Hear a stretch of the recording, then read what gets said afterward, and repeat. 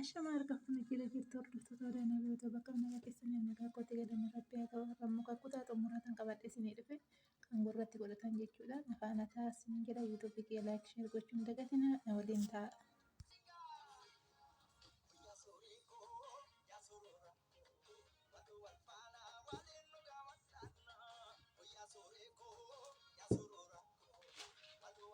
Argitan kanarra kan qopheeffadhe sibiila kana isin hojjetaa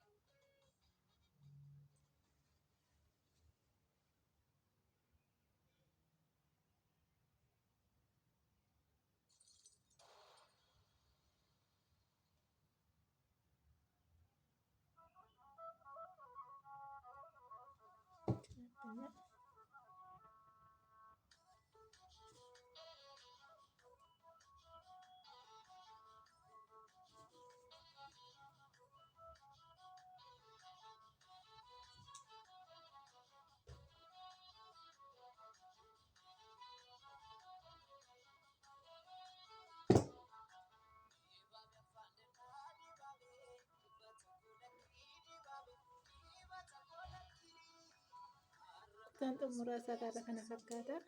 Funyoon gurraas ni hojjetee jira. Qomni irra callee aadaa Gujii xumurre jechuudha.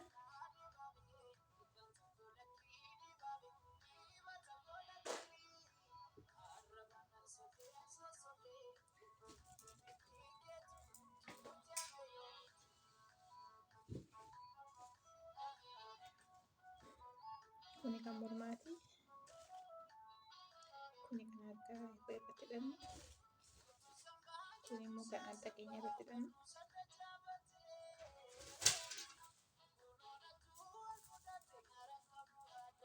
Kuni immoo kan mudhiitti hidhannu jechuudha. Inni guddaadha. Haala kanaan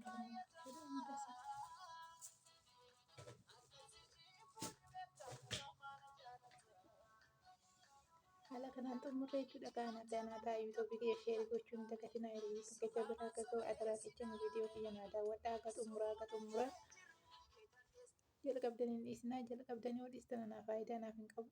Sa'aatiin isaa waan bira naan geenyeef hoggaa waan ga'eef sa'aatii duraan laalame waan nana jalaa haqamuuf adaraa kichan isiniin jedha ijoollee Oromoo viidiyoo kiyya akka xumuraa naa daawwadhaa isiniin jedha nagaa naa ta'a.